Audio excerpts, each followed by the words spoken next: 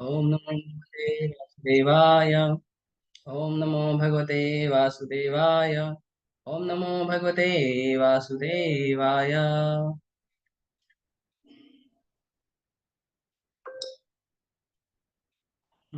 ये प्रार्थना भी है भागवतम का, और आज का श्लोक भी है। खुशी की बात है। नारायणं नमस्कृत्यं नरं चैव नरोत्तमं देवीं सरस्वतीं व्यासं ततो जयमुदीरये। नारायणं नमस्कृत्य नरं चैव नरोत्तमं देवीं सरस्वतीं व्यासं ततो जयमुदीरये। नारायण नमस्कृत्य नरं चैव नरोत्तमं देवीं सरस्वतीं व्यासं ततो जयमुदीरये। चलिए, कोई रिपीट करना चाहेगा? देवियों, सज्जनों। हरे कृष्णा प्रभु जी। हरे कृष्ण माता। नारायणं नमस्कृत्य नरं चैव नरोत्तमं देवीं सरस्वतीं व्यासं ततो जयमुदीरयेत्। धन्यवाद। और कोई? हरे कृष्ण प्रभु जी, दंडवत प्रणाम। बस नारायणं नमस्कृत्यं एक ही योद्धा है हमारे पास, और कोई योद्धा नहीं है क्या युद्ध लड़ने वाला? सरस्वतीं व्यासं ततो जयमुदीरये। चेक करना पड़ेगा। शिवानी माता जी करिए। उसके बाद अजय हरे प्रभु कृष्ण हैं। प्रभु जी, दंडवत प्रणाम। प्रणाम माता। आवाज आ रहा है प्रभु जी? हाँ, आ रहा है। मैंने एक बार रिपीट किया था, ठीक है। पढ़िए। नारायणं नमस्कृत्यं नरं चैव नरोत्तमं देवीं सरस्वतीं व्यासं ततो जयमुदीरयते। ठीक है। और कौन करेगा? अजय प्रभु करेंगे?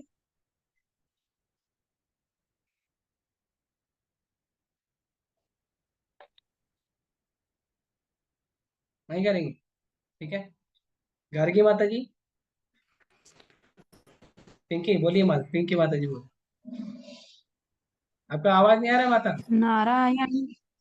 हाँ बोलिए। आ रहा है, अब बोलिए आ रहा है बोलिए। प्रभु जी? हाँ आ रहा है, बढ़िया आ रहा है। नारायणं नमस्कृत्यं नरं चैव नरोत्तमं देवीं सरस्वतीं व्यासं ततो जयमुदीरयेत् मुदीरयेत्। धन्यवाद। अनीता माता जी।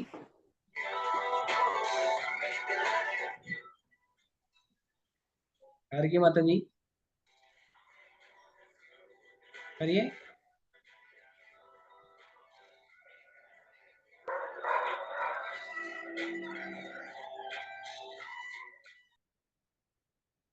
ओके, कोई बात नहीं। शब्दार्थ अनुवाद और तात्पर्य कृष्ण कृपा मूर्ति अभय चरणानंद भक्ति वेदांत स्वामी श्री प्रभुपाद की जय।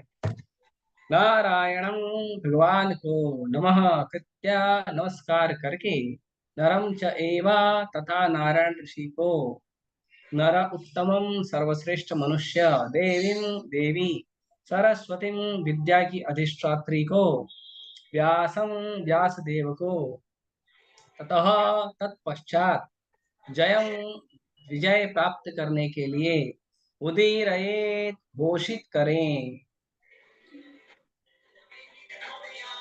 विजय के साधन स्वरूप इस श्रीमद् भागवत का पाठ करने सुनने के पूर्व मनुष्य को चाहिए कि वह श्री भगवान नारायण को, नरोत्तम नर नारायण ऋषि को, विद्या की देवी माता सरस्वती को तथा ग्रंथकार श्री व्यासदेव को नमस्कार करे। तात्पर्य: सारा वैदिक साहित्य तथा सारे पुराण इस भौतिक जगत के गहनतम भागों का विजय प्राप्त करने के लिए हैं। जीव अनादि काल से भौतिक इंद्रिय तृप्ति के प्रति आसक्त होने के कारण ईश्वर के साथ अपने संबंध को भूल चुका है। इस भौतिक जगत में उसका जीवन संघर्ष अविरत चलने वाला है, और इसके लिए कोई योजना बनाकर जीव का इसमें से निकल पाना संभव नहीं है। यदि वह इस अविरत जीवन संघर्ष पर विजय पाना चाहता है तो उसे ईश्वर के साथ अपने नित्य संबंध को पुनः स्थापित करना हो। जो भी इस प्रकार के निवारक उपाय अपनाना चाहता है उसे वेदों तथा पुराणों जैसे साहित्य का आश्रय लेना हो। मूर्ख लोगों को का कहना है कि पुराणों का वेदों से किसी प्रकार का संबंध नहीं है, किंतु ये पुराण विभिन्न प्रकार के लोगों के लिए वेदों की पूरक व्याख्याएं हैं। सभी मनुष्य एक से नहीं होते, कुछ लोग सत्वगुणी होते हैं, कुछ रजोगुणी होते हैं और कुछ तमोगुणी होते हैं। पुराणों के इस प्रकार से विवेक पुराणों को इस प्रकार से विभक्त किया गया है कि किसी भी श्रेणी के लोग उनसे लाभ उठा सकते हैं और धीरे धीरे अपनी खोई हुई स्थिति को पुनः प्राप्त करके कठोर जीवन संघर्ष से बाहर निकल सकते हैं। श्री अद्वैत गोस्वामी पुराणों के पाठ को विधि प्रदर्शित करते हैं। जो लोग वैदिक साहित्य तथा पुराणों के उपदेशक बनना चाहते हैं वे इस विधि का पालन कर सकते हैं। श्रीमद् भागवत निष्कलंक पुराण है और यह विशेषकर उनके लिए है जो स्थायी रूप से भवबंधन छूटने के इच्छुक हैं।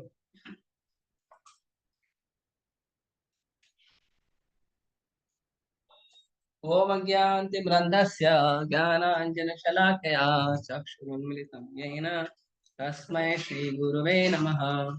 श्रीचैतन्यमनोभीष्टं स्थापितं येन भूतले स्वयं रूपः कदा मह्यं ददाति स्वपदान्तिकं।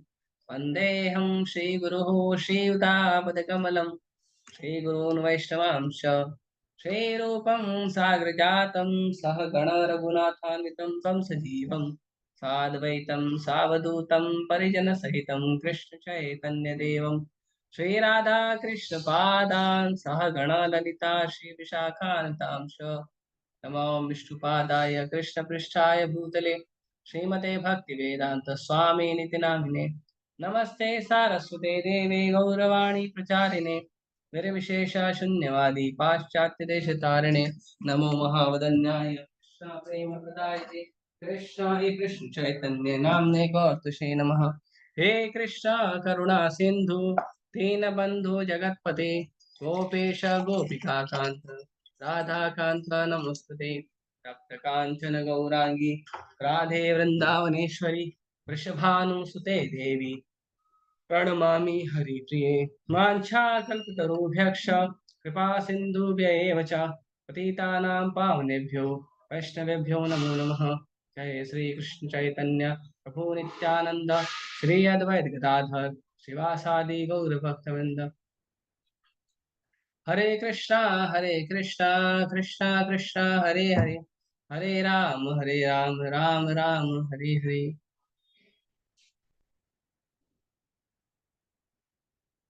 हरे कृष्णा।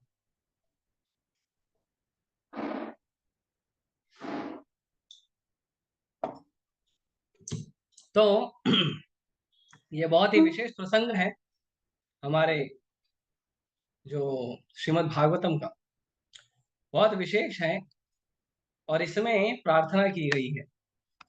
तो इसमें बताया गया है कि हमको क्या करना चाहिए, भगवान से प्रार्थना करनी चाहिए, नारायण नमस्कृत्यम। उसके बाद नरम च एवं नरोत्तमम, उसके बाद नर और नारायण ऋषि उनसे प्रार्थना करनी चाहिए। नर नारायण ऋषि आप जानते हैं कि नर नारायण ऋषि कौन है, स्वयं भगवान और अर्जुन है ना। तो नर और नारायण ऋषि से प्रार्थना करनी चाहिए। उसके बाद किससे करनी चाहिए, देवीम सरस्वती, जो सरस्वती माता है विद्या की देवी, उनको प्रणाम करना चाहिए। उसके बाद व्यासम, उसके बाद व्यास देव जी को प्रणाम करना चाहिए। इन सबको प्रणाम करने के बाद हमको भागवतम को पढ़ना चाहिए।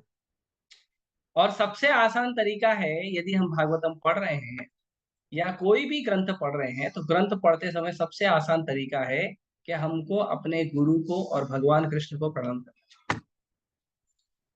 क्योंकि यदि आप गुरु को और भगवान को प्रणाम करते हैं तो गुरु जो है अपना जो आपका जो प्रणाम है वो पहुंचा देते हैं भगवान तक। तो ये बहुत महत्वपूर्ण है कि प्रणाम करना चाहिए। इस प्रणाम के विज्ञान को पहले हम थोड़ा सा समझेंगे। तो क्यों प्रणाम करना चाहिए, क्यों सम्मान देना चाहिए। कई बार लोग ये सोचते हैं कि प्रणाम क्यों करना चाहिए, सम्मान क्यों देना चाहिए। तो ये बड़ा विज्ञान है। यदि आप किसी व्यक्ति के प्रति सम्मान की भावना रखते हैं और उसे प्रणाम करते हैं तो उस व्यक्ति के द्वारा दिया गया जो ज्ञान है वो आपको जल्दी समझ में आता है। जिस व्यक्ति के प्रति आपके हृदय में ज्यादा आदर है, जिस व्यक्ति के प्रति आपके हृदय में ज्यादा सम्मान है, उस व्यक्ति का बात आपको जल्दी समझ में आएगा। जिस व्यक्ति के प्रति आपका आदर कम है, सम्मान कम है, उस व्यक्ति का बात आपको जल्दी समझ में नहीं आएगा। एकदम क्लियर। इसका उदाहरण मैं देता हूँ। जैसे पहले के स्कूल में क्या होता था, पहले स्कूल और कॉलेज में जब बच्चे जाते थे तो एक पुस्तक होती थी, टेक्स्ट बुक और नोटबुक। ज्यादा पुस्तक नहीं होती। तो टेक्स्ट बुक और नोटबुक होती थी, नोटबुक में तो आदमी लिखेगा, और टेक्स्ट बुक क्या होती थी, उससे आदमी पढ़ता था। तो टेक्स्ट बुक से पढ़ के नोटबुक से लिखता था, और केवल उसमें ही उसका पूरा पढ़ाई हो जाता। लेकिन आज के समय टेक्स्ट बुक है, नोटबुक है, डाइजेस्ट है, 21 सेट है, क्वेश्चन बैंक है, इंपॉर्टेंट क्वेश्चन है, उसके बावजूद बच्चों का कॉन्फिडेंस नहीं है पढ़ाई का।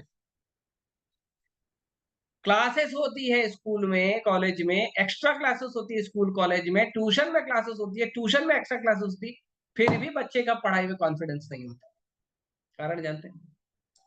कारण ये है कि जो टीचर उसको पढ़ाने आता है ना, स्कूल में, कॉलेज में, ट्यूशन में, उसके प्रति सम्मान खत्म।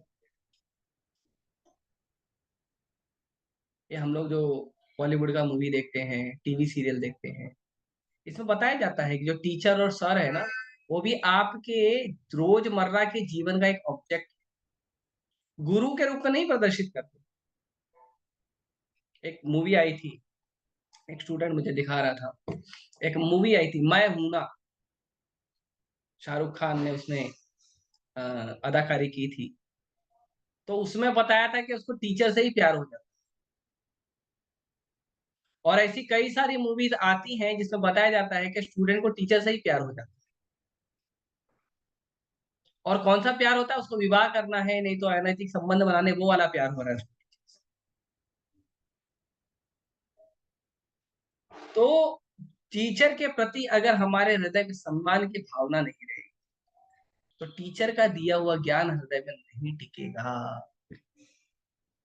आज जब टीचर बोर्ड पर कुछ लिखने के लिए मुड़ती है, तो बच्चे पीछे से शोर मचाते हैं, टीचर का सम्मान नहीं करते, गाली देते हैं, पीछे से कमेंट करते हैं, इसको बोलते हैं बैक बाइटिंग, कमेंट करते हैं। टीचर वहां पढ़ा रही है, यहाँ अपना कुछ तो मोबाइल चलाएंगे, व्हाट्सएप चलाएंगे, कुछ तो लिखेंगे, डिजाइन बनाएंगे, लड़का लड़की एक दूसरे को देखेंगे, इशारे करेंगे, या लड़का लड़का इशारे करेंगे, लड़की लड़की इशारे करेंगे, आपस में दोस्तों लोग इशारे करेंगे। ध्यान नहीं रहता। मालूम है क्यों हो रहा है? क्योंकि सम्मान नहीं। जब तक आप एकाग्रचित्त होकर आपको ज्ञान देने वाले व्यक्ति से सुनेंगे नहीं, और उस एकाग्रचित्त होकर उस व्यक्ति से ज्ञान लेने के लिए आप तैयार नहीं रहेंगे, तब तक उस व्यक्ति का दिया हुआ ज्ञान आपके हृदय में नहीं टिकेगा, नहीं टिकेगा, नहीं टिकेगा, चाहे जितने लेक्चर सुने। हरिनाम की भी यही परिस्थिति। हम हरे कृष्ण मंत्र जब करते, दाहिने हाथ से हरे कृष्ण मंत्र चलता है और बाएं हाथ से मोबाइल चलता है। ये उंगली खाली है ना, भगवान ने रील चलाने के लिए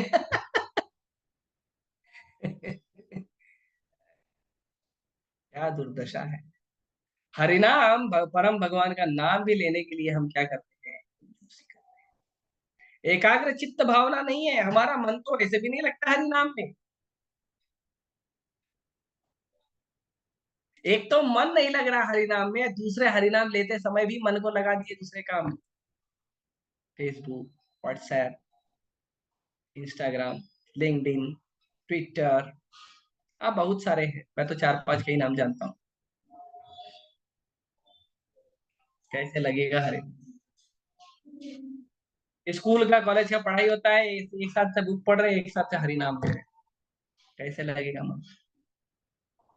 अखबार पढ़ते हैं, बिल बोर्ड पढ़ते हैं, हरिनाम पर ध्यान नहीं। तो यदि हम भगवान का नाम जप कर रहे हैं और उसके साथ साथ दूसरा भी काम कर रहे हैं, तो कृष्ण को नहीं अच्छा लगेगा।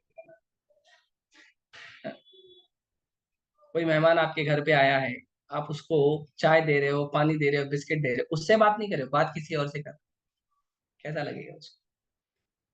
वो आपके चाय और बिस्किट खाने आया है, आपका जूस पीने आया है, प्रसाद खाने आया है।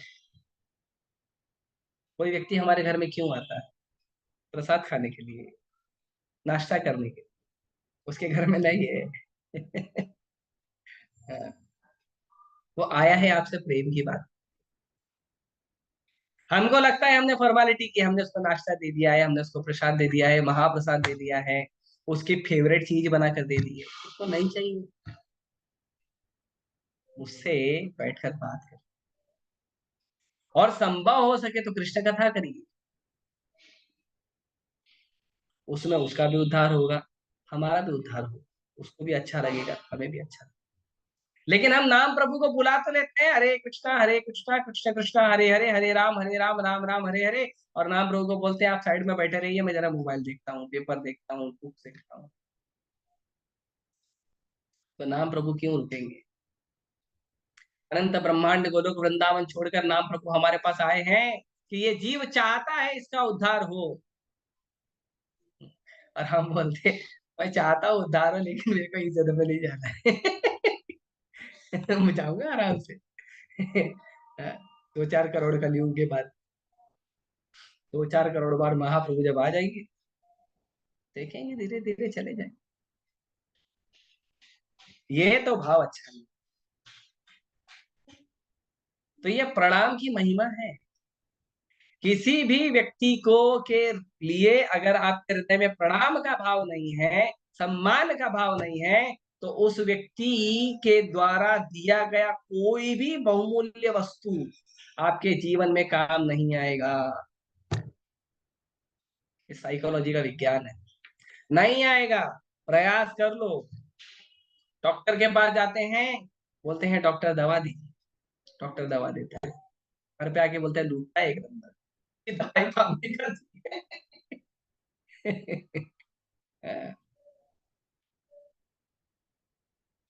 कैसे काम आएगा? तो हमें जब तक सम्मान की भावना नहीं, प्रणाम की भावना नहीं, क्यों भगवान कृपा करेंगे? जिस मनुष्य से हमें कुछ प्राप्त करना है, उस मनुष्य से हमें सम्मान की भावना नहीं है। हम ये भाव रखते हैं कि हम गए थे प्रभु जी के पास, प्रभु जी ने लेक्चर तो अच्छा दिया, लेकिन क्या है ना, प्रभु जी डोनेशन मांग रहे थे, अच्छा नहीं मांग। अरे प्रभु जी लेक्चर देते हैं वो भी आपकी भलाई के लिए, डोनेशन मांगते हैं आपकी भलाई के लिए। आपका धन शुद्ध होगा तो आपके धन का कलमश समाप्त हो जाएगा। और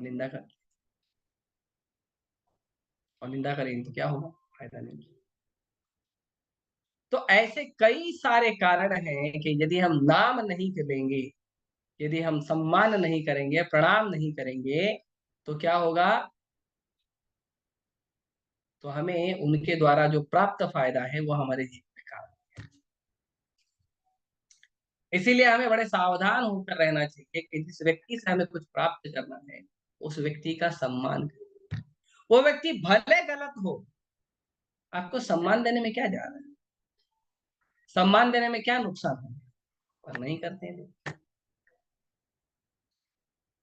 इसीलिए आजकल लोग फायदा लेने का प्रयास तो करते हैं, लेकिन फायदा लोगों को प्राप्त नहीं होता। भारत के लोग छोटी छोटी चीजों में, मिट्टी के बर्तन में खुश हो जाते थे, मिट्टी के खिलौने में खुश हो जाते थे, मिट्टी के घर में खुश हो जाते थे। आज एडवांस होने के बाद क्या क्या नहीं प्राप्त हुआ है। मिट्टी के बर्तन से उठकर हम लोग जो है एल्यूमिनियम के, स्टील के, और भी कई सारे बर्तनों का उपयोग कर रहे हैं। इलेक्ट्रॉनिक हमारे पास मशीन्स आ गई हैं, वीडियो गेम जैसे बड़े बड़े सुंदर सुंदर गेम आ गए हैं, इसको मोबाइल में खेलते हैं, लैपटॉप में खेलते हैं। घर बड़ी मजबूत दीवारों वाले बन गए हैं, बड़ी बड़ी इमारतें बन गई हैं, बड़े बड़े बंगले बन गए हैं, लेकिन जो सुख मिट्टी में था वो सुख नहीं मिला। क्यों? क्योंकि ये प्रणाम करने का भाव खत्म। आजकल तो माता पिता का भी सम्मान नहीं है। गुरु का छोड़ दो, टीचर का छोड़ दो, माँ बाप का कौन सम्मान? माता पिता गुस्सा करते हैं, दोस्तों को जा बोलता है अरे यार जाने दे, किटकिट करते रहती है। तो माँ से जो प्राप्त ममता है ना, वो ममता का असर हृदय पर नहीं। पिता से जो प्राप्त आश्रय है ना, वो आश्रय का भाव नहीं होता। इसीलिए जब तक हम सावधान होकर प्रणाम करने का भाव नहीं लाएंगे, तब तक हमसे हमें प्राप्त होने वाली वस्तु नहीं मिलेगी। और एक बताता हूँ, एक कदम आगे जाता हूँ, आप लोग धैर्य रखिएगा। अगर आपको लगा कि मैंने गलत शब्द कहे हैं तो मुझे क्षमा कर दीजिएगा, लेकिन मेरा ये जो है ऑब्जर्वेशन है जो मैं आपसे बांट रहा हूँ। आजकल हम देखते हैं कि जो माताएं हैं वो जॉब पे जाती हैं, है ना। तो कई बार पूछा जाता है, माता जी आप जॉब पे क्यों जाना चाहते हैं? तो कहते हैं कि हमें हमारे पति के द्वारा जो है गुस्सा मिलता है, डांट मिलती है, और हमको ये मिलता है कि हम घर में रहती हैं, कुछ काम नहीं करती हैं, और हम जॉब पर नहीं जाती है ना, इसलिए हमको हमारा पति गुस्सा करता है, इसीलिए हमको हमारे पति का सुनना पड़ता है। अगर हम जॉब पे जाएंगी, 4 पैसा हम भी लाएंगी, तो हमको हमारे पति का नहीं सुनना पड़ेगा। क्या माया का जाल है। इसके आगे की स्टोरी किसी ने डिस्कस किया है? नहीं, मैं बताता हूँ। हम एक अपने पति का गुस्सा, डांट, उलाहना, ताने नहीं सुनने के लिए घर से कदम बाहर निकल, अपने पति का नहीं सुनना है। अपने व्यक्ति का, जिस व्यक्ति से हमने 7 फेरे लिए हैं, बंधन बनाया है, उसका नहीं सुनना है, क्योंकि उसका व्यवहार अच्छा नहीं है, क्योंकि मैं कमाती नहीं हूँ इसीलिए वो मुझे गुस्सा करता है, मैं कमाती नहीं हूँ इसीलिए मुझे वो काम देता है, मैं कमाती नहीं हूँ इसीलिए वो मुझे बहुत सारी चीजें बोलता है। तो जिस दिन मैं कमाऊंगी वो नहीं बोलेगा, सही बात, वो नहीं बोलेगा, वो एक आदमी नहीं बोलेगा। लेकिन जब तुम घर से बाहर निकलोगे ना, तो सैकड़ों हजारों आदमी तुम्हें देखेंगे, और सैकड़ों हजारों आदमी जब तुम्हें बोलेंगे, तो 4 टुकड़े के लिए एक आदमी का बात नहीं सुनने, और उस एक आदमी का बात नहीं सुनने के लिए घर से कदम निकाल कर 1000 लोगों का ताना, बात, गुस्सा और उनकी गंदी दृष्टि, वो भी सहना पड़ता है। इसलिए ये विज्ञान था, पहले के लोग जानते थे, अब के लोग इतना विचार नहीं। पहले की स्त्रियों को इतना बुद्धि होता था कि अरे अपने आदमी का सुन लेंगे तो अपने घर में सुरक्षित रहेंगे, लेकिन हमारे पति का छत्र छाया। ऑब्वियसली हम नहीं कह रहे हैं कि एकदम बंधन में रहना चाहिए, पर मैं एक उदाहरण ले रहा हूँ कि एक आदमी का बात नहीं सुनने के लिए स्त्रियां घर से कदम बाहर निकालती हैं। वहां पे वो बॉस जिससे तुम्हारा विवाह नहीं हुआ है, जो ना तुम्हारा बाप है ना तुम्हारा भाई है, वो तुमको जब काम का वर्क लोड देता है ना, गंदी गंदी गालियां भी देता है। आप में से जो माताएं जॉब करती है इनको पता होगा, मैंने अपनी आंखों से देखा है। उसके बाद मानसिक प्रताड़ना होती है, शारीरिक प्रताड़ना भी होती है, और लोगों को लगता है देखो मैं पैसा कमा कर लाई हूं, अब मेरा पति शांत, अब मेरा आदमी शांत है। ठीक। आपने एक आदमी का मुंह बंद कर दिया, आप बड़े योद्धा हो, लेकिन कितनों का मुंह खोले हो? क्योंकि सम्मान समाप्त हो गया है। हमें यदृच्छया लाभ संतुष्टो द्वंद्वातीतो विमत्सरः का जो भाव है भगवान से जो प्राप्त हुआ है, उस भाव को हम छोड़ दिए हैं। कई बार छोटी छोटी लड़कियां बोलती हैं कि मुझे अपनी इच्छाएं पूरी करनी है, इसीलिए मैं जॉब करूंगी, मैं अपने माँ और बाप पे डिपेंडेंट नहीं रहूंगी। क्योंकि माँ बाप जो है छोटी छोटी चीजों की इच्छाओं को पूर्ति करने के लिए जो पैसा मांगती हूँ, तो मुझे डांटते हैं, मुझे बोलते हैं, मुझे चेक करते हैं, इसको ये क्यों चाहिए, वो क्यों चाहिए, वो क्यों चाहिए, और उसके लिए लड़कियां घर से कदम बाहर निकालती हैं। और फिर क्या होता है? तो ये बात हमको, ये तो बहुत बड़ा प्लानिंग था, आपको पता है, ये अंग्रेजों का बड़ा प्लानिंग था। अंग्रेजों ने देखा कि भारत की जो स्त्रियां हैं वो विदेशी स्त्रियों से ज्यादा सुंदर हैं, और ज्यादा बुद्धिमान हैं, और ज्यादा संस्कारी है। जो स्त्री ज्यादा संस्कारी होती है, वो स्त्री से प्राप्त हर वस्तु में आनंद होता है। तो अंग्रेजों ने सोचा इनको घर से कैसे बाहर निकाला जाए। तो अंग्रेजों ने क्या किया, घर के लोगों के प्रति सम्मान खत्म करने का प्रयास शुरू कर दिया। भारत में जो सती प्रथा थी उसका कारण था, भारत में जो बाल विवाह था उसका कारण था, लेकिन उस बाल विवाह और सती प्रथा की चीजों को गलत तरीके से प्रेजेंट करके, और उन्होंने अपने कुछ एजेंटों को खड़ा किया था, और उन एजेंट लोगों ने मिलकर बहुत अच्छी तरह से भारत की स्त्रियों के मान दिमाग में ये बात को कुंद कर दिया कि तुमको अपने भाई का, अपने माँ का, अपने बाप का सम्मान नहीं करना। तुमको क्या करना है? तुमको आत्मनिर्भर बनना है, सेल्फ डिपेंडेंट बनना है। निकलो घर से बाहर, क्योंकि जब तक स्त्री घर से बाहर नहीं निकलेगी तब तक अपने पिता, पुत्र और भाई के संरक्षण में रहेगी। और जब तक वो अपने पिता, पुत्र और भाई के संरक्षण में है तब तक उसका शोषण कोई कर नहीं पाए। तो जब स्त्री खुद अपना घर से बाहर निकलेगी और दूसरे व्यक्ति से मिलेगी तो क्या होगा? तो शोषण कर पाएंगे। और ये प्लानिंग में वो सफल हो गए। जब भारत में इस बाल विवाह, सती प्रथा और ऐसी कई सारी चीजें, घूंघट प्रथा, ऐसी कई सारी चीजें जब भारत में थी, तब भारत में रेप कम होते, कम होते थे? नहीं होते थे। तब भारत में शोषण कम होता, नहीं होता था। लेकिन आज आप इतना देख लीजिए, इतना बढ़िया कानून बनाया है, इतने सारे नियम लगाए हैं, उसके बावजूद भी जो शोषण होता है, मानसिक, शारीरिक जो शोषण हो रहा है, उसकी कोई सीमा नहीं है। कई बार तो शोषण से प्रताड़ित होकर लोग कूद कर जान दे दे रहे हैं। ये क्यों हो रहा है पता है? क्योंकि हमारे घर के लोगों का के प्रति जो हमारा सम्मान है ना, वो हमने जीरो कर दिया है।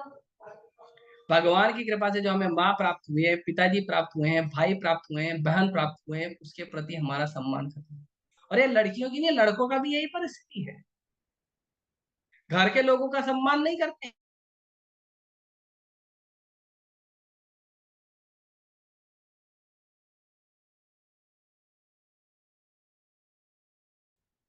बड़ी विचित्र परिस्थिति है।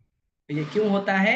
क्योंकि हमें जो भगवान से प्राप्त हुआ है हमारे घर में, उससे हम संतुष्ट हैं, उसका हम सम्मान नहीं करते।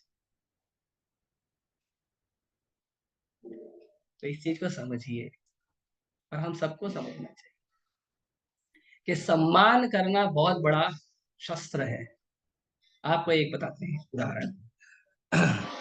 तो भीष्म पितामह जब लड़ाई कर रहे थे महाभारत के युद्ध में, तो भीष्म पितामह ने एक बार कहा कि दुर्योधन जाके भीष्म पितामह को बहुत चढ़ा दिया। तो भीष्म पितामह बोले ठीक है, कल मैं पांचों पांडवों को मार दूंगा। अब भीष्म पितामह बोले, भीष्म प्रतिज्ञा हो गई। भगवान टेंशन में, भगवान को नींद ही नहीं आ रही। तो माता द्रौपदी वहां पे आई, भगवान को देखी, भगवान को पूछी, भगवान रात हो गई आप सोए नहीं? तो भगवान बोले भीष्म देव ने प्रतिज्ञा ली है कि कल वो पांचों पांडवों को मार। तो द्रौपदी माता बोली उन्होंने प्रतिज्ञा ली है ना, आप है ना रक्षा करने के।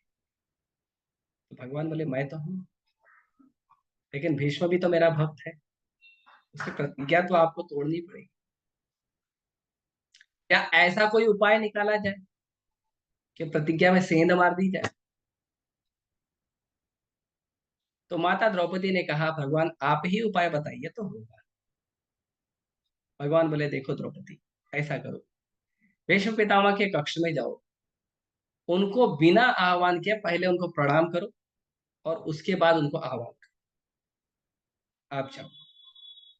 तो माता द्रौपदी क्या की, भीष्म पितामह के शिविर में गई और भीष्म पितामह को तुरंत उठ जाके प्रणाम किया। और जैसे ही प्रणाम करके उठी, भीष्म पितामह ने कहा सौभाग्यवती भव।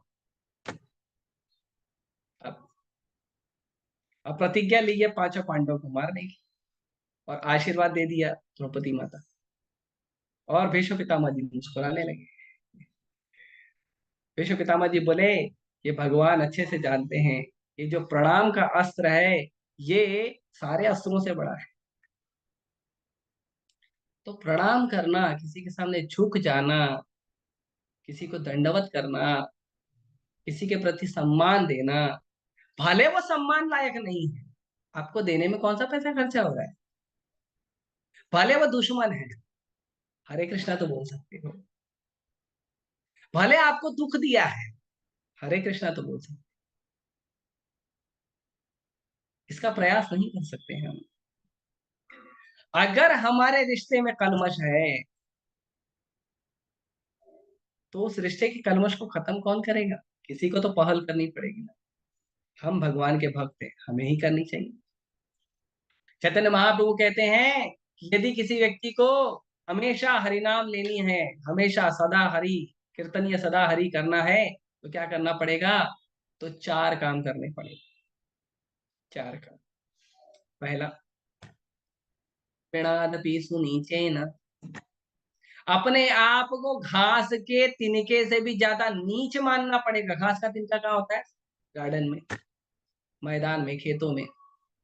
जब कोई उस पर पैर रखता है तो वो दब जाता है। और उस घास के तिनके से भी ज्यादा नम्र बनना पड़ेगा, नीच बनना पड़ेगा। सुनीचे ना, उससे बहुत ज्यादा नीच बनना है। क्योंकि जब पैर हटाओ तो घास का तिनका जो तिनका है वो खड़ा हो जाता है।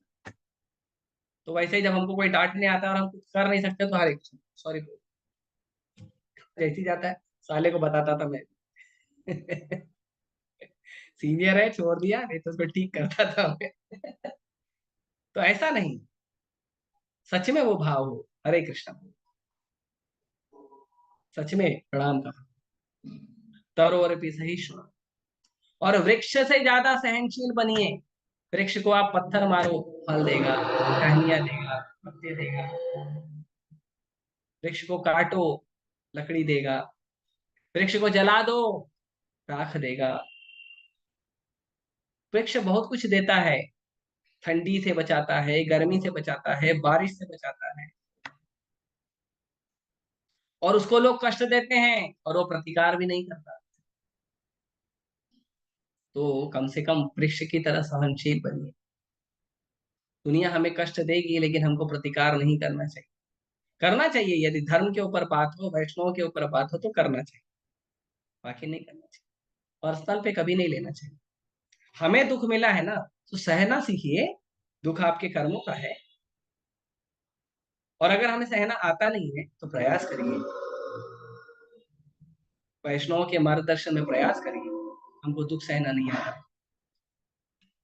तो ये अगर हम भाव रखेंगे तो धीरे धीरे धीरे धीरे हम प्रगति करने का प्रयास कर पाए। आगे कहते हैं, अमानी ना मान देना, कि खुद को अमानी ना, खुद को सम्मान लेने का भाव नहीं रखना चाहिए कि कोई मुझे सम्मान दे, कोई मुझे रिस्पेक्ट दे, मैंने अच्छा काम किया कोई वाहवाही करे। ये भाव नहीं रखना चाहिए। क्या करना चाहिए? मान देना, दूसरों को सम्मान। किसी ने थोड़ा सा काम किया है, उसका गुणगान करिए, बार बार धन्यवाद करिए। थोड़ी सी गलती हुई है, बार बार क्षमा मांगिए, प्रयास तो करिए। अरे शब्द बोलने में कितना पैसा नुकसान होता है, कितना धन नुकसान होता है। बोलना तो सीखिए। प्रभुपाद जी एक एक छोटी छोटी वस्तु का यदि कोई सेवा करता था तो प्रभुपाद जी गुणगान करते। प्रभुपाद जी एक बार लेक्चर दे रहे थे अमेरिका में, और पूरा जो हॉल भरा हुआ था, और उसमें एक बहुत दारू पिया आदमी है, एकदम ऐसा दारू पिया था, बढ़िया लड़खड़ा रहा था, एकदम लड़खड़ाते हुए दारू पीता घुस गया अंदर। प्रभुपा जी देखे उसको, बाकी भक्तों ने देखा उसको, भक्त लोग रोक रहे थे, प्रभुपा जी डोंट स्टॉप। क्योंकि पहले ऐसे ही लोग आते थे प्रभुपा जी के पास, कोई दारू पिया हुआ, कोई ड्रग्स लिया हुआ, ऐसे आके बैठ जाते थे, लेक्चर सुनते थे, कुछ तो जाता अंदर इतना प्रसाद खा के चले जाते थे। तो ऐसे बहुत सारे लोग आते थे। तो वो व्यक्ति आया, 2 टिश्यू पेपर लेके आया, और क्या किया, जहां पे वॉश बेसिन है, हाथ धोने का जगह है, वहां पे वो 2 टिश्यू पेपर रखा और चला। प्रभुपाद जी उसको देखे और अपने सारे भक्तों को जो लेक्चर सुन रहे थे उनको कहा कि देखो भगवान की सेवा करने का भाव कितना गहरा है। इतना दारू पिया है, उसके बावजूद भी भगवान की सेवा के लिए 2 टिश्यू पेपर बेचारा अपने आप आके रख के गया। प्रभुपाद जी अपने शिष्यों को हमेशा बोलते थे कि ये जो मैंने प्रचार किया है ना, ये मेरा प्रचार नहीं है, ये मेरे गुरु की कृपा और आप लोग के सहयोग से हुआ है।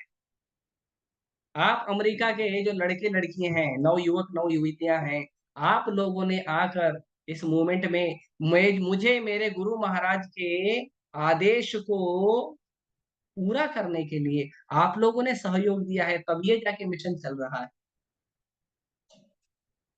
प्रभुपाद जी तो आचार्य हैं, उनको तो बचपन में बोल दिया था आप 108 मंदिर बनाएंगे, हजारों शिष्य बनाएंगे, पूरे दुनिया में प्रचार करेंगे। तो वो तो बचपन से ही बता दिया गया था, तो प्रभुपाद जी इसको क्रेडिट क्यों दे रहे हैं? ये वैष्णव का भाव। अमानी ना मान देना, खुद के लिए कोई सम्मान मान मत रखिए, दूसरों सब व्यक्ति को सम्मान करिए, सब व्यक्ति का गुणगान करिए। कोई व्यक्ति गलत कार्य कर रहा है, उसका लगातार गलत कार्य का आदत है, एक अच्छा काम करके गुणगान ढूंढिए, लोगों में गुण ढूंढिए, दोष नहीं, गुण ढूंढिए। लोगों में जब हम गुण ढूंढना शुरू करेंगे तो आप देखेंगे किसी में दोष नहीं है। हमारी आगे आंखें अलग है, हमारी आंखों में दोष का चश्मा लगा है। मेरे भी, मैं भी दोष देखता हूँ, क्या करूं, बद्ध जीव हूं। आप सभी वैष्णव आशीर्वाद दीजिए, प्रयास करूंगा गुण देखने का। तो दोष का चश्मा लगा, तो हमको प्रयास करना चाहिए। तो इसमें आगे कहते हैं कि नारायण नमस्कृत्यम नरम चैव नरोत्तमम देवीं सरस्वती व्यासम ततो जयम उदीरये। तो तात्पर्य में प्रभुपाद जी कहते हैं कि सभी वैदिक साहित्य और पुराण भौतिक अस्तित्व के सबसे अंधकारमय क्षेत्र पर विजय पाने के लिए है। कि जितने भी हमारे पास वेद और पुराण है, ये क्यों दिए हैं? ये दिए गए तमसोमा ज्योतिर्गमय, ये तमसोमा ज्योतिर्गमय के लिए दिए गए हैं। मतलब ये जो संसार है ये अंधेरा है। ये संसार में सूर्य और चंद्रमा क्यों लगाए हैं? एक है डे लाइट, एक है नाइट लाइट। डे लाइट को कहते हैं सूर्य और नाइट लाइट को कहते हैं चंद्रमा। ये क्यों लाइट लगाया भगवान ने? दो लाइट क्यों लगाते किसी कमरे में, बताइए? कमरे में अंधेरा है इसलिए। तो ये ब्रह्मांड पूरा अंधेरे से भरा, और इस अंधेरे से भरे हुए ब्रह्मांड में हम लोग सूर्य और चंद्रमा और बिजली और अग्नि के बल पर हम इसमें जीने का प्रयास कर रहे हैं। ये जीने लायक जगह नहीं है, ये तमस से भरी हुई जगह है। हर जगह अंधेरा है, हर जगह दुख है, हर जगह कष्ट है, हर जगह क्रोध है, हर जगह लोभ है। और ऐसी जगह पे हम सोच रहे हैं हम जी लेंगे। वाह, क्या कॉन्फिडेंस है। हमारा कॉन्फिडेंस देखो, भगवान भी आश्चर्य करते हैं। मैं बोला दुखा ले, इसको कॉन्फिडेंस है मैं जी लूंगा। असत्य असत्य करी मानी, जो असत्य है उसको हम सच मानकर जी रहे हैं। तो ये अंधकारमय जगह पे अगर किसी को विजय प्राप्त करनी है तो उसे शास्त्रों का सहारा लेना चाहिए। आप में से जो कोई भी भक्त यदि ग्रंथों का अध्ययन नहीं कर रहा है, ग्रंथों को नहीं पढ़ रहा है, बहुत बड़ी गलती कर रहे हैं। पापा जी कहते हैं मैंने रात रात भर जाग के ग्रंथ लिखे, किस लिए? बेचने के लिए, ताकि मंदिर में पैसा आए। बेचने के लिए नहीं किए, ये लिए किए हैं ताकि तुम वितरण करो, लोगों को निवेदन करो, वो पढ़े और तुम खुद पढ़ो। खुद ग्रंथ को पढ़ने का प्रयास करिए। 5 मिनट निकालिए, 5 सेकंड निकालिए, एक शब्द तो पढ़िए पुस्तक खोल के। जो भी भक्त ग्रंथों का अध्ययन नहीं कर रहा है हरिनाम के साथ साथ, उसको बल नहीं मिलेगा आध्यात्मिक। हरिनाम से बल मिलता है और शास्त्रों के अध्ययन से बल मिलता है, भक्तों के संग से उत्साह मिलता है, तब जाके भक्ति बढ़ती है। केवल बल ले लोगे लेकिन उत्साह नहीं होगा तो भक्ति नहीं बढ़ेगी, और केवल उत्साह होगा और बल नहीं होगा तो भी भक्ति नहीं होगी। भक्तों का संग चाहिए जिससे उत्साह बनेगा, और भगवान का नाम और शास्त्रों का अध्ययन ये हमें बल देगा। ये उत्साह और ये बल, तब जाके हम आगे बढ़ेंगे। नहीं तो पुनरपि जननम पुनरपि मरण पुनरपि जननी जठरे शयन। यही संसार है, बहुत उत्साह है, बहुत उत्साह है संसार, बहुत दुष्कर है। तो प्रभुपाद जी कहते हैं कि विजय प्राप्त करने का बहुत आसान तरीका है। और प्रभुपाद जी कहते हैं कि अनादिकाल से भौतिक इंद्रिय संतुष्टि के प्रति अत्यधिक आकर्षित होने के कारण जीव अपने भगवान के संबंध को भूल गया है।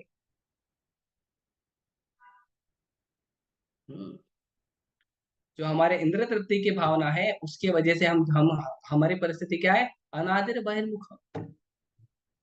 कृष्ण से अनादि काल से हम बहिर्मुख होकर बैठे हैं। कृष्ण भूलिया जीव अनादिर बहिर्मुख, अतएव माया तारे दे संसार दुख। कृष्ण को भूलकर जीव क्या किया है, अनादि काल से बहिर्मुख हो गया है, अंतर्मुख होता ही नहीं। गाड़ी देखेंगे तो सुख मिलेगा, मोबाइल देखेंगे तो सुख मिलेगा, लैपटॉप देखेंगे तो सुख मिलेगा, डिग्री ले लेंगे तो सुख मिलेगा, पैसा ले लेंगे तो सुख मिलेगा, लड़का में सुख है, लड़की में सुख है, संबंधों में सुख है, मित्रों में सुख है, सब बहिर्मुख है। अंतर्मुख होइए, कृष्ण यहाँ है, कृष्ण यहाँ है, अंतर्मुख होइए, अंतर्मुख होइए। देखो कितना आनंद है, कृष्ण को देखिए फेस टू फेस। लेकिन भौतिक इंद्रिय तृप्ति के भाव के कारण हम क्या हो गए हैं, हम अनादिकाल से बहिर्मुख हो गए। इसीलिए तो कृष्ण से बहिर्मुख होने के कारण हम इस संसार में बहुत प्रयास कर रहे हैं, बहुत मेहनत कर रहे हैं। एक एक रुपया कमाने के लिए कितना मेहनत करना पड़ता है, सोचिए। बहुत सारी योजनाएं बनाते हैं कि हम सफल हो जाएंगे, नहीं होते। हाँ, आगे प्रभुपाद जी कहते हैं, यदि वह अस्तित्व के लिए, यदि वह अस्तित्व के लिए इस तरह संघर्ष पर विजय पाना चाहता है, तो उसे ईश्वर के साथ अपने शाश्वत संबंध को फिर से स्थापित करना पड़ेगा। यदि हम चाहते हैं कि हमारा ये जो संघर्ष है रोज रोज का, हमारा ये जो दुख है रोज रोज का, हमारी ये जो दुखमय परिस्थिति है रोज रोज की, ये समाप्त हो जाए, हमें क्या करना चाहिए, कृष्ण से वापस से संबंध स्थापित करना चाहिए। और कृष्ण से वापस संबंध स्थापित करने का बहुत मजबूत तरीका है शास्त्रों का अध्ययन करना, ये जानने का प्रयास करना कि कृष्ण मुझसे क्या चाहते हैं। हम कृष्ण से क्या चाहते हैं इसका तो लिस्ट लेके जाते हैं। पढ़ाई करनी है तो लिस्ट लेके जाते हैं, कृष्ण पास करा देंगे। विवाह होता है तो लिस्ट लेके जाते हैं, ऐसा ऐसा लड़का और ऐसी ऐसी लड़की चाहिए। घर खरीदने जाते हैं तो ऐसा ऐसा घर का डिस्क्रिप्शन चाहिए। हम क्या चाहते हैं कृष्ण से, उसकी तो हमारे पास बड़ी लिस्ट है। कृष्ण हमसे क्या चाहते हैं इसका क्या, वो कब सोचेंगे, वो भी तो सोचना पड़ेगा ना कि कृष्ण हमसे क्या चाहते, तो वो कब सोचेंगे। और वो नहीं सोचेंगे तो क्या होगा, तो हम केवल अपनी ही इच्छाओं के बंधन में बंध कर जीवन और मृत्यु के संघर्ष को चलाते रहेंगे, दुखमय संघर्ष। तो हमें पहले जानना होगा कि कृष्ण हमसे क्या चाहते, और कृष्ण हमसे क्या चाहते हैं ये जानने के लिए हमको कृष्ण के दिए हुए शब्दों को पढ़ना पड़ेगा, ध्यान पूर्वक शास्त्रों का अध्ययन करना पड़ेगा। और इसमें यदि आपको कोई कठिनाई होती तो हम है ना यहाँ पे आपके सेवक, आप लोग की सेवा करने के लिए तैयार है। आप आइए, हम प्रयास करेंगे। तो प्रयास करिए, हर रोज शास्त्रों को पढ़िए, 5 मिनट तो पढ़िए, 5 सेकंड तो पढ़िए, एक शब्द तो पढ़िए, शास्त्रों को खोल के कम से कम एक नजर तो घुमाइए। देखो कितना आनंद बढ़ता है जी। एक ऐसी जगह नजर टिक जाएगी जहां पे आपको पता चलेगा तो मेरे लिए इसका प्रयास करना। इसीलिए वेद व्यास जी ने पुराण लिखे और वेद लिखे। पापा जी कहते हैं कि ये जो पुराण है ये क्या है, कि वेदों का सप्लीमेंट्री नॉलेज है, उप साहित्य है। जैसे वेदों को पढ़ने के लिए बहुत सारे नियम है, कानून है, उसकी बहुत सारी विधि है, लेकिन पुराणों को पढ़ने के लिए भगवान ने क्या किया, व्यासदेव जी के द्वारा पुराणों को 3 भाग में बांट दिया, सतोगुणी पुराण, रजोगुणी पुराण और तमोगुणी पुराण। तो 18 पुराण है, 18 पुराण में 6 जो है वो सतोगुणी पुराण है, 6 जो है वो रजोगुणी पुराण है, और 6 जो है वो तमोगुणी पुराण है।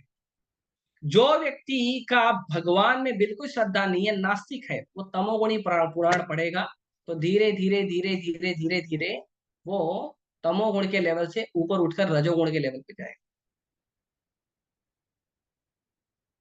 और फिर वो रजोगुणी पुराण जब पढ़ेगा तो धीरे धीरे धीरे धीरे रजोगुण के लेवल से उठकर सतोगुण में जाएगा, और जब वो सतोगुणी पुराण पढ़ेगा तो धीरे धीरे धीरे धीरे सतोगुणी पुराण में सत्वगुणी के उच्च स्तर पे जाएगा, और जब वो अमल पुराण श्रीमद् भागवत महापुराण पढ़ेगा तो वो शुद्ध सत्व में स्थित हो जाएगा, भगवान को प्राप्त करेगा।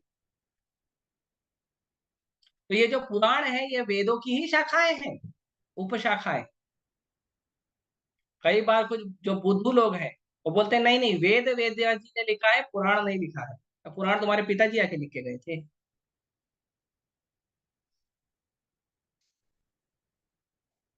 और क्यों मैं इतना कठोर शब्द का उपयोग कर रहा हूं, क्योंकि वो इतने कठोर तरीके से निंदा करते हैं पुराणों की कि नरक तो जाना उनका फिक्स है।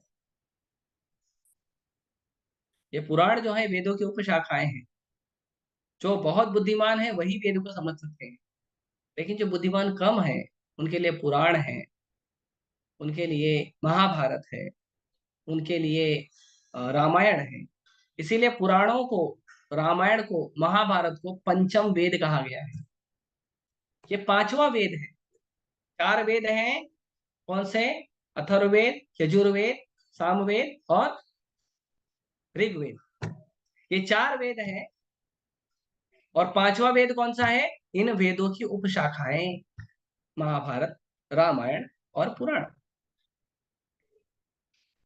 तो जो लोग इतने बुद्धिमान नहीं हैं कि वो वेद समझ सकते हैं, उन्हें पुराण उठाने चाहिए। पुराण में स्टोरी के माध्यम से बहुत अच्छी तरह से समझाया गया है कि हमारे लिए क्या उचित है, क्या अनुचित।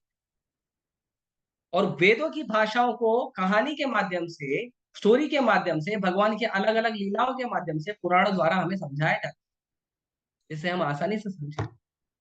इसीलिए तो हम लोग बॉलीवुड मूवी देखते हैं, इसीलिए तो हम टीवी सीरियल देखते हैं, कि हमको जो चीज समझनी है वो स्टोरी फॉर्म में समझ में आए। उसमें डांस हो, ड्रामा हो, म्यूजिक हो, थ्रिलर हो, सस्पेंस हो, रोमांस हो, इसीलिए देखते हैं ना। तो ये सारी चीजें तो पुराण में दी है। पुराण जरूरत ही नहीं पड़ेगी किसी चीज को देखने की। इनफैक्ट जितनी भी मूवीज बनती है, ये सारे मूवीज के जितनी भी थीम होती है ना, सारे के सारे पुराणों में मिलेगी। सारा थीम आपको पुराणों में मिल जाएगा। छोड़ दीजिए इन चीजों को, डुप्लीकेट चीजों को क्यों देखते हैं? ओरिजिनल देखो, ओरिजिनल मान लो।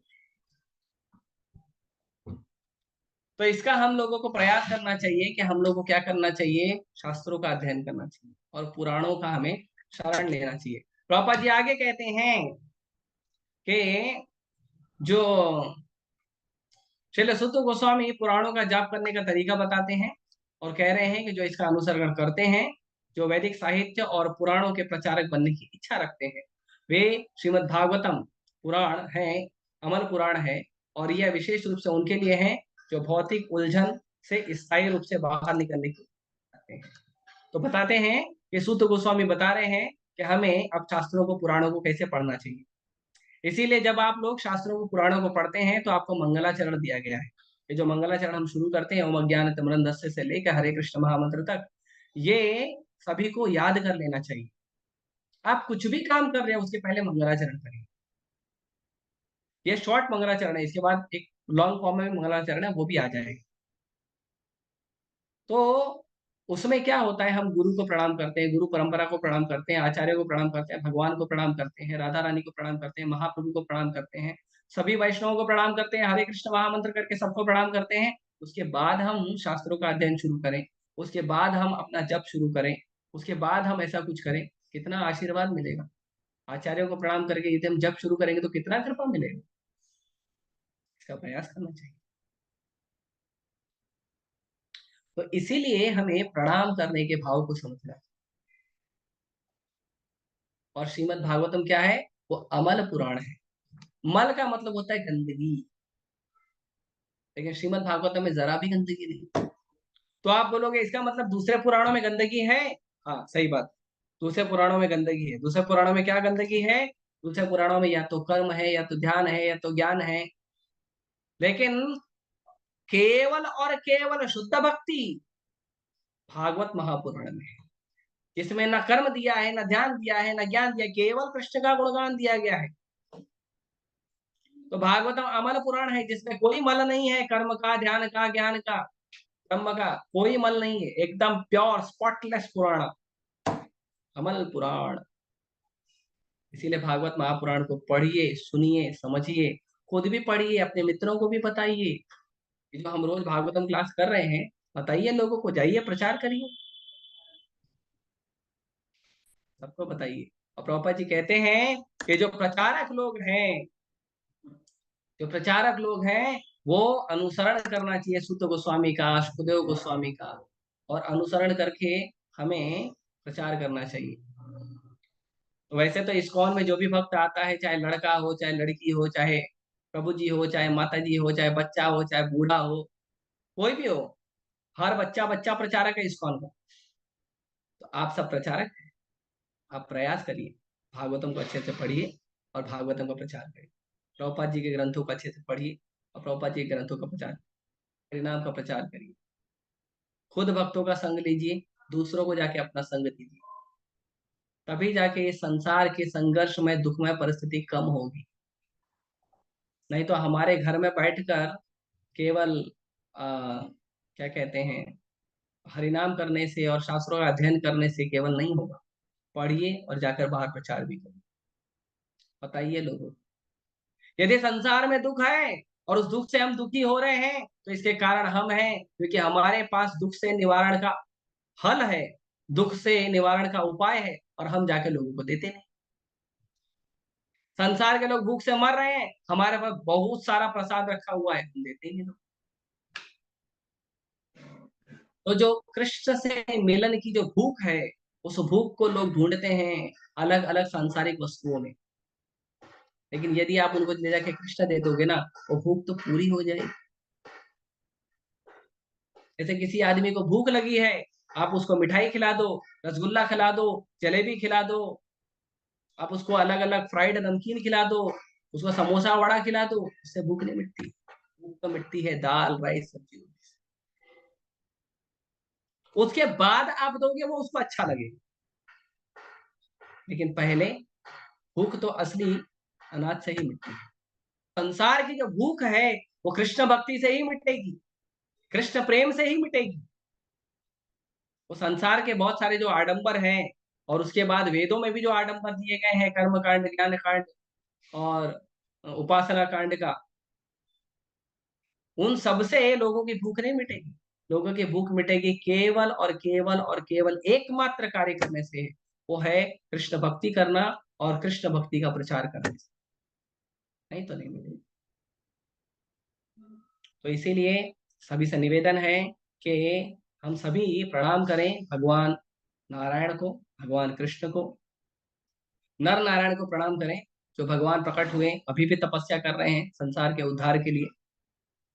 उसके बाद माता सरस्वती को प्रणाम करें, उसके बाद वेदों के रचयिता वेदव्यास जी को प्रणाम करें, और शास्त्रों का अध्ययन करें, हरिनाम का जप करें, ध्यान पूर्वक जप करें, टाइम पास करते हुए जप न करें, और हमें बड़ी दृढ़ता से भगवान की भक्ति करें, और भगवान के चरणों में हम स्थान प्राप्त करें, सेवा प्राप्त करें, और हम सब मिलकर अच्छे से भक्ति करके एक दूसरे का सहयोग करते हुए आगे बढ़े, और संसार के लोगों को, हम लोगों को क्या करना है, जाकर प्रचार करना है। घर में बैठकर मत रहिए, घर में बैठे हैं तो भी अपने आस पड़ोस लोगों को प्रचार करें, प्रयास करिए एक व्यक्ति को कृष्ण से जोड़ने का। एक व्यक्ति को जोड़ने का बड़ा आसान तरीका है, उसको मंदिर में इनवाइट कर दो, तो ये भागवतम का लिंक दे दो, उसको एक बार जाके हरे कृष्णा बोल दो, जो जो लोग आपको मिलता है सबको हरे कृष्णा बोलना सीखो, धीरे धीरे धीरे धीरे प्रचार बढ़ जाए। और सबसे सुंदर तिलक लगाना सीखो। आप तिलक लगाकर चलो तो सही, आप हरे कृष्णा नहीं बोलोगे, सामने वाला बोले। तिलक की महिमा बड़ी है, देखेंगे किसी दिन हम तिलक की महिमा के ऊपर भी लेक्चर लेंगे। तिलक लगाना जो है बहुत शक्तिशाली चीज है। यदि हम तिलक लगाते हैं और तिलक को धारण करते हैं, तो बहुत कृपा हमें प्राप्त होती है। अब ये हर व्यक्ति नहीं जानता। जो व्यक्ति तिलक लगाकर चलता है ना, उससे दूर दूर तक नकारात्मक ऊर्जा दूर रहती है। जो व्यक्ति तिलक लगाकर चलता है ना, उसको गलती से भी यमदूत दूर से भी नहीं देखते हैं, सपने में भी नहीं आते हैं।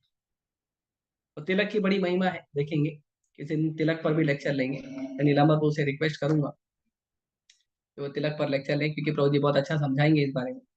या किसी दिन आप लोगों के आशीर्वाद से मुझे मौका मिला तो मैं थोड़ा सा चर्चा करूंगा, जितनी छोटी सी बुद्धि में मेरे आया है वो चर्चा करूंगा। आप सभी का बहुत बहुत धन्यवाद सुंदर से हर रोज के प्रतिदिन के भागवतम कार्यक्रम में जुड़ने के लिए।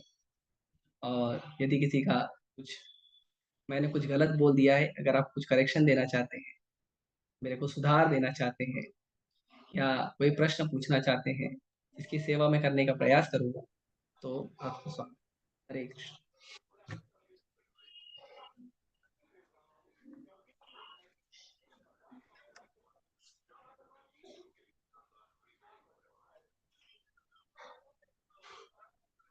हरे कृष्ण हरे कृष्ण। ओके, एक प्रश्न आया है, कोई हमें ना समझे और बार बार जानबूझकर कष्ट दे तो क्या करे, कैसे सहे इस दुख को बिना रिएक्शन दिए। देखिए, दुख तो पहले तो हमारे कर्मों का आता है ना। तो जो दुख आ रहा है वो दुख देने वाले का तो गलती है नहीं, गलती तो हमारा है। आज आप जिस व्यक्ति से दुख प्राप्त कर रहे हो, आपको लग रहा है ये व्यक्ति आपको दुख दे रहा है, आप अपनी परिस्थिति बदल दीजिए, जगह बदल दीजिए, लोगों को बदल दीजिए, आपको तो भी उतना ही दुख मिलेगा क्योंकि दुख हमारे अकाउंट का है। तो यदि दुख को कम करना है तो दुख को कम करने का सबसे आसान तरीका है कि भगवान का नाम जप करें ज्यादा से ज्यादा, भगवान की शरण ले और दुख में भगवान के पास जाएं, भगवान से चर्चा करें, बात करें, भगवान को बताएं। और जितना ज्यादा हमारा स्तर जो है सतोगुणी लेवल पर जाएगा, ये दुख का ज्यादा गहरा आभास कब होता है, जब व्यक्ति तमोगुण लेवल पे होता है। जब व्यक्ति रजोगुण पे लेवल होता है तो उसका आभास और कम होता है, और जब व्यक्ति सतोगुण में होता है तो दुख को क्षमा करने की शक्ति रखता है। तो आप जितना ज्यादा हरिनाम करेंगे, जितना ज्यादा ग्रंथों का अध्ययन करेंगे, स्पेशली श्रीमद् भागवतम पढ़ेंगे, उतना ज्यादा आपके अंदर सतोगुण डेवलप होगा। जितना ज्यादा आप प्रयास करेंगे हफ्ते में 1 दिन 2 दिन 4 दिन मंगला आरती आए, उतना ज्यादा आपके अंदर धैर्य स्थापित होगा, उतना ज्यादा आपके अंदर सतोगुण स्थापित होगा, और उतना ज्यादा आपको दुख सहने की शक्ति भी आएगी और सामने वाले को क्षमा करने की शक्ति भी आएगी। तो कृष्ण भक्ति का ज्यादा से ज्यादा प्रयास करिए। जब हमारे पास समय मिला है तब हमें प्रयास करना चाहिए ज्यादा हरिनाम करने का, ज्यादा ग्रंथों को पढ़ने का। और अगर ग्रंथों को पढ़ के, हरिनाम को पढ़कर भी आपको लगता है कि आज का मेरा कोटा हो गया, तो कम से कम वैष्णव गीत पढ़िए। उसके बाद आपको लगता है मैंने वैष्णव गीत भी पढ़ लिया, तो फोन उठाइए, प्रचार करिए, कृष्ण के बारे में चर्चा करिए, कुछ लोगों को बताइए कृष्ण के बारे में। तो जब आप निरंतर कृष्ण की सेवा में लगे रहेंगे तो हमारा सत्वगुण स्थापित होगा, और जितना सत्वगुण स्थापित होगा उतना दुख को सहने की और दूसरों को क्षमा करने का हमें शक्ति मिलेगी। ठीक है माता? और कौन है? एक मिनट, चैट में देख लेते हैं पहले। हाँ, चैट का हो गया। और किसी का कोई प्रश्न है तो बताइए।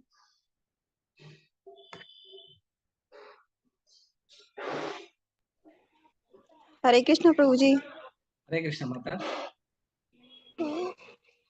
प्रभु जी, जो तिलक के बारे में जो आपने बताया, मेरा भी आज यही मन कर रहा था कि मतलब कुछ तिलक के बारे में सुनूं। पर देखो लेकिन कृष्ण कितना प्रेम करते हैं आपसे। मेरे जैसे बुद्धू से कृष्ण ने आपकी इच्छा पूरी करवा दी। नहीं प्रभु जी, आप दोनों हैं, आप तो बहुत ज्ञानी हो। नहीं, ऐसा मत बोलिए, आप आशीर्वाद देंगे तो थोड़ा ज्ञान निकलेगा। नहीं प्रभु जी, प्रभु आशीर्वाद तो भगवान का है। आपका नहीं है। हम लोग क्या आशीर्वाद दे सकते हैं आप जैसा को? जो दे सकते दे दीजिए, मैं मैनेज कर लूंगा। और कुछ? हाँ जी प्रभु जी, मैं ये कह रही थी, अब जैसे आज एकादशी पड़ी है और कल भी एकादशी है, तो हाँ, अब प्रभु जी मैं गड़बड़ हो सारे गया है। दिन हाँ जी, तो अब आज मैं क्या कहते हैं, आज आज भी मैंने एकादशी है, कल एकादशी है, परसों शिवरात्रि है और परसों भी शिवरात्रि है। Yes, yes, yes, yes. अब मैं सुबह तो से मैंने सोचा, मैंने कहा प्रभु जी को एक बार कॉल करके देखूं, पर मेरा मन कह रहा, मैंने कहा प्रभु जी बिजी होंगे थोड़ा, मैंने कहा परेशान होंगे। मेरा मन तो करता है कि मैं नहीं नहीं कोई नहीं क्वेश्चन नहीं, आपसे आप करूं। लोगों के द्वारा परेशान होने की सेवा है मेरी। यदि आप लोग परेशान नहीं करोगे तो मेरी सेवा ही नहीं होगी। यस, प्रभु जी, मेरा तो बहुत जो भी मन में जैसे प्रश्न उठते हैं, फिर मैंने आज 2 नंबर भी डाले मोबाइल में, मोबाइल पकड़ा भी और आपका मैंने नंबर ढूँढा, उस पे से देखा। पर लेकिन फिर मैंने सोचा, मैंने कहा प्रभु जी कहेंगे कि मुझे रोज़-रोज़ जैसे फ़ोन कर लेते हैं, फिर मैंने इस सोच के फिर मैंने रख दिया मैसेज फिर। डाल दो, मैसेज। अगर मैं बिजी हूँ यस, तो जब फ्री होऊंगा तो रिप्लाई करूंगा, मैसेज डालो। ठीक है। प्रभु तो जी मैं आपका थोड़ा आपका उत्तर मैं देता हूँ। हाँ जी, तो प्रभु जी और आज एकादशी है, ये बात सही है, हाँ एकादशी जी, कल नहीं है, आज एकादशी है। हाँ जी, लेकिन क्या होता है, एकादशी के विज्ञान को थोड़ा समझिए।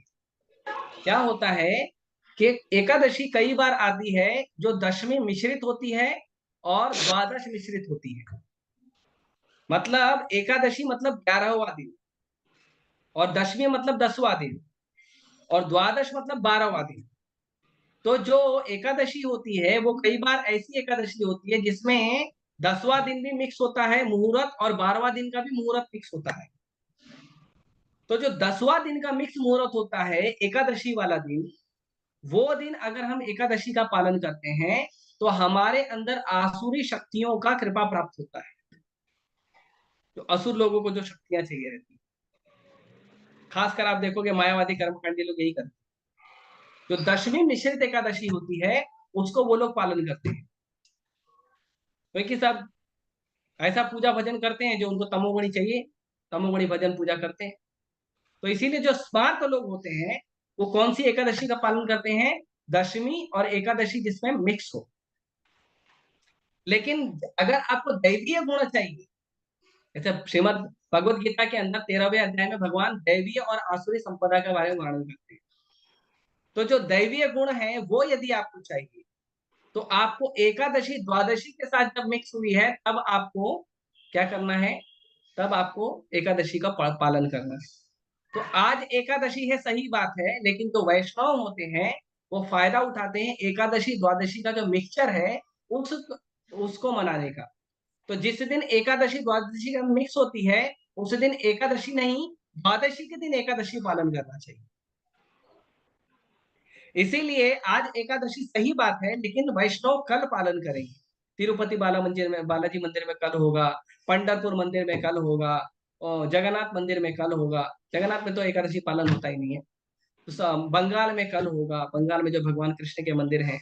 तो जो वैष्णव है, जो भगवान कृष्ण के भक्त हैं, वो द्वादशी वाले एकादशी का पालन करते हैं। इसमें द्वादशी मिक्स है, तो उससे हमें दैवीय संपदा मिलती है, दैवीय गुण प्राप्त होते हैं, भगवान की भक्ति प्राप्त होती है। इसीलिए जो 2 एकादशी आती है उसमें प्रयास करना चाहिए जो दूसरे दिन वाली एकादशी है उसको पालन करें, पहली वाली नहीं। जिसमें दोनों दिन एकादशी होती है ना, उसमें पहला वाला एकादशी नहीं पालन करना चाहिए, दूसरा दिन करना चाहिए।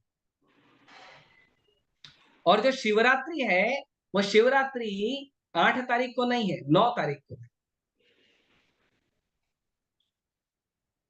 है। जगन्नाथ मंदिर में क्यों नहीं पालन होता, क्योंकि जगन्नाथ जी प्रसाद खिलाना चाहते हैं, इसके लिए नहीं पालन होता। तो जो शिवरात्रि है, शिवरात्रि भी 2 शिवरात्रि मनाई जा रही है, एक 8 तारीख को, एक 9 तारीख को। तो जो 8 तारीख को शिवरात्रि मनाई जा रही है वो स्मार्त लोगों द्वारा मनाई जा रही है, लेकिन वैष्णव जो है वो 9 तारीख को मना रहे हैं। तो आपका जो द्वादशी है, जो त्रयोदशी मतलब 8 तारीख को पूरा होगा, उस दिन आप अन्न खा सकते हैं। और यदि आपको शिवरात्रि मनाना है तो आप 9 तारीख को मनाएंगे। तो जब आप 9 तारीख को शिवरात्रि मनाएंगे तो 9 तारीख का उपवास भी हो जाएगा। यदि किसी को उपवास रखना है तो शिव जी से प्रार्थना करनी है कि शिव जी मुझे, आप तो परम वैष्णव हैं, आप मुझे कृष्ण भक्ति प्रदान करिए। उसके लिए आप उपवास कर सकते हैं। उपवास नहीं करेंगे कोई बात नहीं, 1 लोटा जल डाल दीजिए, एक हरे कृष्ण महामंत्र शिव जी के पास जाके बैठकर जप करिए तो भी बहुत अच्छा होगा। शिव जी को 1 लोटा जल डालने से ज्यादा अच्छा है कि शिव जी के पास जाकर बैठकर एक बार हरे कृष्ण मंत्र जप करें, या दोनों करें, दोनों अच्छा है। 1 लोटा जल डालिए, उसके ऊपर बेल पत्र रखिए और एक माला बैठकर जप करिए शिव जी के सामने। वो जितने भी भक्त आए हैं ना, उस दिन बेलपत्र और धतूरा और न जाने क्या क्या चढ़ा के गए हैं, उन सबसे ज्यादा कृष्ण प्रसन्न होंगे यदि आप उनके पास बैठ के एक माला हरे कृष्ण मंत्र जप करेंगे। ज्यादा करें तो और अच्छा। तो शिवरात्रि असली शिवरात्रि है। तो प्रभु प्रसन्न करने का असली तरीका। तो हमें एकादशी कौन सा मनाना चाहिए? जो दूसरे दिन आता है वैष्णव लोगों को। और शिवरात्रि जो है 8 तारीख का नहीं 9 तारीख का मनाएंगे हम। ठीक है, आगे का प्रश्न पूछिए। हाँ जी प्रभु जी, अब जैसे हमने अब आज सुबह मन में ये विचार उठता है कि हम एकादशी वाले दिन तो सारे दिन अन्न खाते हैं, तो फिर अब जैसे मैं तो कल भी रखूंगी और आज भी रखा है। वैसे मैं हरे कृष्णा टीवी चैनल देखती हूँ, सारा टाइम वही देखती हूँ, क्योंकि मैं मंदिर तो जाती नहीं हूँ, कोई ले जा नहीं जाता, घर से आज्ञा भी नहीं है मुझे। तो मैं वही हरे कृष्णा टीवी पे जो भी प्रोग्राम आते हैं, मुझे पता था कि 7 तारीख की एकादशी है, पर मन में वही विचार उठता है कि कि सुबह से सारे दिन अन्न खाते हैं एकादशी वाले दिन। सुबह 6:30 बजे से स्टार्ट है, कल 4:13 तक है। हम लोग तो इस टाइम तक उठ भी नहीं पाते हैं सो के। तो आप चिंता क्यों कर रहे हैं? जब कहा गया है द्वादशी के दिन एकादशी रखिए, तो बस एकादशी रखना इंपॉर्टेंट है, उपवास रखना इंपॉर्टेंट। तो फिर प्रभु एकादशी जी के आज जगह द्वादशी के दिन उपवास रखेंगे तो भी कृपा प्राप्त होगी और ज्यादा प्राप्त होगी। ठीक है, तो ठीक है। आप आज एकादशी के दिन अन्न खा लोगे तो कोई बात नहीं, मैंने भी खाया है, बहुत सारा प्लेट भर के खाया है। तो प्रभु जी फिर हम आज के दिन जैसे सुबह से लग जाती है, फिर अन्न खा सकते हैं क्या? खाइए ना, आप अन्न पाइए भगवान को भोग लगा के। आप अन्न हाँ, पाइए, भोग तो मैं हाँ, जो चीज खाती हूँ उसी चीज का भोग लगाती भगवान हूँ। को भोग लगा के आप अन्न पाइए और द्वादशी के दिन उपवास करिए, वो ज्यादा कृपा और ज्यादा फलदायी होगा। ठीक है प्रभु जी, हरे ओके, कृष्णा। और किसी का कोई प्रश्न?